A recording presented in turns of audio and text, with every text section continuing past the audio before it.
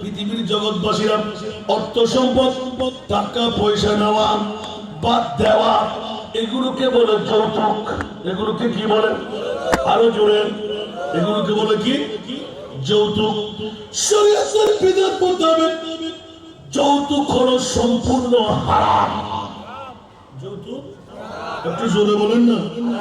সেই জন্য 188 নম্বর আয়াত সূরা বাকারা শরীফের মধ্যে, ওয়ালা তাকুলু আমওয়ালাকুম বাইনাকুম বিল বাতিল। তুমি কি ব্যবসা করতে না? এটা নাই বাজার নইকে মাতন না। হত্য বড় ডাহাই, হত্য বড় চোর, হত্য বড় ক্রিমিনাল। আল্লাহ বানাই তো কমেইলে যে জামাল্লা বুড়ি মা সারি, বাপ সারি, ভাই সারি, বন্ধু বান্ধব সারি, বান্ধবী সারি, সখী সারি, বহুত দিনে পৈতৃক পিড়া বাড়ি সারি, জামার বাগান মাথার উল্লতে সুবহানাল্লাহ। জামার মা বোরা মা বাপ বানানোতে মেই ভাইদের উৎকে এত বড় নির্যাতন, মেই ভাইদের উৎকে এত বড় নিষ্ঠুরতা, নিষ্পেষণ, নির্যাতন, নিষ্ঠুর ইবে কে জায়গা জমি, ইবে থেকে গাড়ি বাড়ি, ইয়ার তুই বড় সুন্দর হয় পৃথিবীর জগৎ। আর কেউ উঠতে না, দূর বড় করে হল না, উঠতে না। আল্লাহকে সোড্ডা হাজার তো আড়ালে বাঁচায় রাখো, বড় করে আমিন হন না। সামাজিক অনুষ্ঠান বানিয়ে আমরা যে প্রদত্ত উপহার, বিদায়ের চুক্তি, নারায়ে তাকবীর, তোমার করে দেখুন না এ বাদু ঈদের কারণে আল্লাহ অনুরোধ দিলেন দেবে ইয়া যাতে যাতে যাতে এশিয়ার বিশ্ববিদ্যালয় আমরা শহর করছে, গর্ব করছে জামিয়া আল্লাহ ফকি বানিয়ে দিল। আলহামদুলিল্লাহ না বলে আত্মবাদী বাঁচি গেলাম। আল্লাহ আমাদেরকে রক্ষা করুন। আরো মমতাজ আসলে শুনতে লাগে, ও তো আসলে সাংগঠনিক মানুষ তো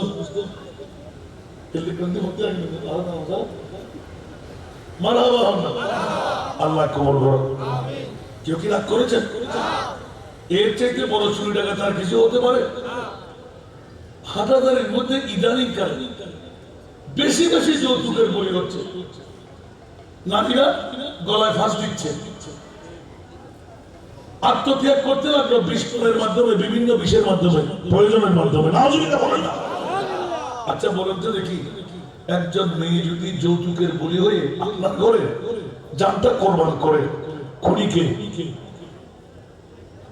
নির্যাতনের শরীর একটা বিষয় আছে না, শেষ পর্যন্ত যার কদমে সে ঠাই নিলে সব কেউকে ছেড়ে সেও বলে যে তুমি বাবার বাড়ি থেকে এগুলো নিয়ে আসো, তার বাঁচার কোনো উপায় আছে?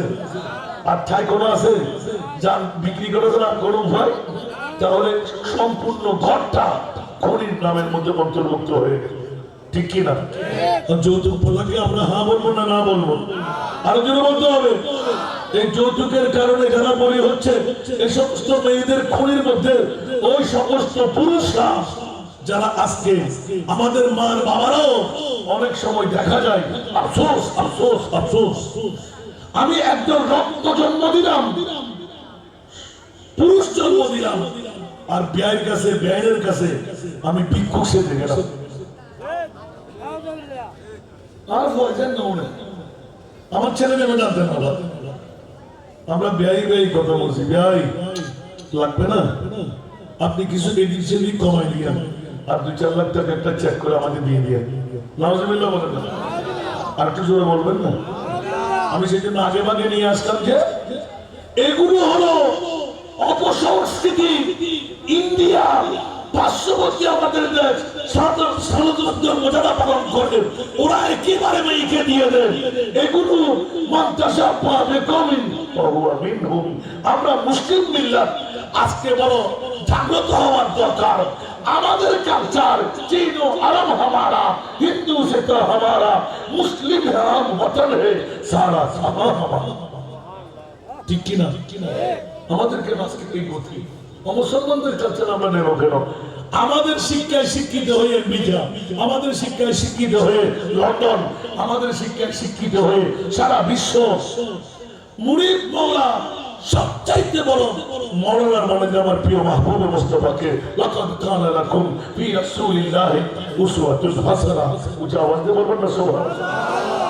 আজকে এই যৌতুক প্রথার কারণে আমার মাহবুব ইঙ্গিত দিয়ে গেলেন, খবরদার নারী জাতির তোমরাও মূল্যায়ন করবে, বোঝা মনে করবে। আমি জানতাম, সেই তো মুস্তাফার নুরানি জবান খুলে দিলেন নারী জাতির জন্য। জোরে বলুন না সুবহানাল্লাহ। আর মা ফাতেমার বক্তব্য দিতে গেলে রাত যাবে দিন আসবে, শেষ হবে। দুনুজাহানের বাচ্চার মেয়ে মৌলা আলী শেরে খোদার সাথে বিবাহ কেমন করে? যৌতুক কি ছিল? সুবহানাল্লাহ বলবেন না? কোথায় আমার মুস্তাফার প্রশিক্ষণ? আজকে वो ज़माने में मुअज़्ज़ज़ थे मुसलमान होकर और हम ख़ार हुए तारीख़ कुरान होकर। ঠিক কি না? এই বর্তমান বিশ্বের মধ্যে আমরা আজকে জলাঞ্জলি কেন?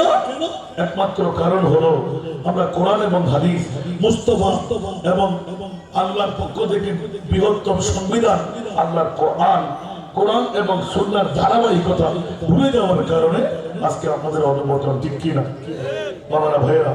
যৌতুককে আমরা হ্যাঁ বলবো না না বলবো? পারবো ইনশাআল্লাহ? বলেন না পারবেন না মনে হয়। আমি তো বিশাল বুঝে হইতে পারি হাত তুলে এখন ওয়াদা করা কত বছর জন, তার মধ্যে গতকালকে আগামীকালকে একজন আটজন আমাকে বলাইতে দরকার ছিল, উনি বোধ জোর করলেন, হুজুর কেউ পাচ্ছে না, হুজুর বললেন তোমার হাসানকে দিয়ে দাও। এখন আমি যখন যেতে পারছি না, কেন? নুরি সাহেবের ওয়াদা আমি ওয়াদা করেছি জীবনে কখনো যৌতুক নিয়ে বিয়ে করবো। আল্লাহ আমাকে প্রতিষ্ঠিত করেছেন, যার কারণে আমি এখন লক্ষ লক্ষ টাকার মালিক। সুবহানাল্লাহ। জীবনের ধারা একটি ছিল, শ্বশুর বাড়ি থেকে একটু পরিমাণ টাকা নেব, বরঞ্চ আগামীকাল আমার বাড়ির ভাতিজা উনি বলতে লাগলেন আগে আমার আগ্রহটা বাড়াইতে আমি থাকবো না। তুই কোথায় আগ্রহ দিবি? বলছে শ্বশুর বাড়ির মসজিদে। তো খাওয়া দাওয়া আসরের টাইমে যাবো। তো আমরা খাওয়া দাওয়া শেষ করে শ্বশুর বাড়ি থেকে 100 জনের বৈরাতি ব্যবস্থা আমাদের ঘরে করেছে। আমি তাজ্জিব, কিরা বলছে আল্লামা নুরি সাহেব হুজুরের এক ওয়াজে গেলাম, আর আপনার বাড়ির সামনে ওয়াজের মধ্যে আমি ছিলাম। ওদিন মনে মনে কিন করলাম যে দুইজনের এক কথা যখন হয়ে গেল, এখন আত্মসারাসারি হবে না? এখন দেখতে পেলাম যে মাশাআল্লাহ যা শুনলাম মেয়েটি মেয়েরই মতো। সুবহানাল্লাহ। দেখেন আল্লাহ এবং আল্লাহ রাসূলের এই শিক্ষা যা আজকে আমার ভাই যার কথা সারা জানি উনি আশা করে ফেলেছেন, ঠিক না? আপনাকে আলোচনা করবেন। আরো মানুষ যারা বাকি আসার দরকার আছে না নাই? যারা ঘরে বসে আছেন ওরা কি ঘরে বসে থাকবে? এখনো যারা করে ওরা কি পুরুষ না নারী? কথা বলতে হবে, ওরা পুরুষ না নারী? আর আজকের এই খেলার মাঠটা বন্ধ করে, খেলা বন্ধ করে মুস্তাফার প্রেমের খেলার মাঠ যখন বানা হলো, এখানে কি পুরুষরা ঘরে থাকবে না এখানে আসবে খেলা খেলতে? একটু জোরে বলুন না। এটা হলো মুস্তাফার প্রেমের খেলা। যেই মাহফিলে এসে বসলে আজকের কিছুক্ষণের জন্য মাঠটা জান্নাতি প্ল্যাটফর্ম হয়ে। আমিন বলবেন না? আমার ভাই আমার জন্য দোয়া করবেন। আয় আমার মাহফিলে তাই না হাইতে দেখতে পারে ইয়ার নদীতে আর জব বন্ধ। আমিন হন না? এখন আর আমার ভাইয়ের খুব কম ভাই মাহফিলে বড় মাদ্রাসা দাও ফকির ভাই করতে তো বড় হস্ত বদিবেলা কেন? আলহামদুলিল্লাহ আলহামদুলিল্লাহ। আর কি দিবেলেন না দিবেলা মাদ্রাসা সারা বাংলাদেশের মধ্যে একদম মিশন সেকেন্ড করে নয় ব্যাগিল স্টক করে রাখি এই মেহনত দিয়ে রাখি। আমি নেব না। আর বাবার নির্দেশন দিয়ে ওফুত জীবনের ইনকাম হলো 3 ভাগের 1 ভাগ হারে 3 ভাগের দিব। বাংলাদেশের কেউ জীবনে আগের দিনে আগে তো হইতে পারি ফলো করতে পারে না। 2 বছর 2 মাস আজ 19 দিন। আলহামদুলিল্লাহ হইবে। আজকে 19 তারিখ না?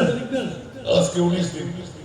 35 বস্তা চাল লাগতেছে প্রতি মাসে, 3 বেলা খাবার। প্রথম দাওয়াত আজকে বক্তিয়ার ফকির বাড়ি তরুণ সংঘের মাধ্যমে আপনাদের বাড়িতে, গ্রামে, নিজ এলাকায়, পৌরসভায়, থানায় একজন একটি মেয়ে যদি 5 থেকে 10 বছরের ভিতর পাওয়া যায় আমার কাছে পাঠিয়ে দেন। 137 জন আমরা নিয়ে নিয়েছি। 250 জনের আর কত বাকি? আসন সীমিত। আলহামদুলিল্লাহ বলুন। আমার বাবার 250 যখন হয়ে যাবে, গত 3-4 সপ্তাহ আগে এসে বলতে লাগলেন হাসান নেজা তুই কি জুস বানা? তুই কি বুঝবো? আমি ওয়াদা করলাম যে ঠিক আছে আমার বাবার 500 ভর্তি হলে আমি আমার পক্ষ থেকে আড়াইশো দেবো। আড়াইশো কত হবে? 500। তোমরা কি খুশি আছেন তো? আলহামদুলিল্লাহ। সুন্নির একজন হাফেজ আমাকে দিতে পারে নাই, অনেক ভুল করছে। এখন 10 জন হাফেজ আগামী বছর 2025 আমরা বের করে দিচ্ছি। আলহামদুলিল্লাহ বলবেন না? আমার বাবার দাবি হলো তুই যত ইনকাম করবি 3 ভাগের 1 ভাগ আমার এতিম মেয়েদেরকে দিয়ে দিবি। যেদিন থেকে শুরু করলাম আর ভাই এমন দাবার দিচ্ছেন যা বলার মতো না। আলহামদুলিল্লাহ। আর কিছু বলবেন না? তো দেখি আজকে আমি হাসান দাদা যদি আজকের রাতের ইনকাম থেকে 3 ভাগ করলে আমার হিসাবে দেখা যাচ্ছে 12-13 হাজার পড়বে আজকে। আর 2 ভাগ আমার, তো 1 ভাগ ওদের, তো 12-13 হাজার টাকা যদি এক রাতে আল্লাহ আমাকে দেওয়ার তৌফিক দেয়। আপনাদেরকে 12-13 টাকা দেওয়ার ক্ষমতা নেই। সদকা দিলে বলা দেওয়া হয়, গুনাহ মাফ হয়, আশা পূরণ হয়। দেখি তো 2 জন ভাই উঠে যান, 3 মিনিটের মধ্যে শেষ করতে হবে। যাদের কাছে নাই দিয়েন না, ছোট্ট বাচ্চারা দিয়েন না, গরিবরা দেবেন না। 3 জন ভাই সত্য দুটো টুপি হাতে নেন, উন্মুক্ত করে হাতে রাখেন, মহব্বত করে নিয়ত করে দিবেন। সদকা দিলে বলা দফা হয়, গুনাহ মাফ হয়, আশা পূরণ হয়। আমার ভাইয়ের সময় লস করছি আমি, কিন্তু খুব তাড়াতাড়ি। আল্লাহ কবুল করুক, আমিন। জোরে বলবেন না আমিন? আরে বাবারে 2 জন হাসান দাদার হাত বানিয়ে দেখেন না, নিচু কাজটা আমি করলাম। আর সখী হাবিবুল্লাহ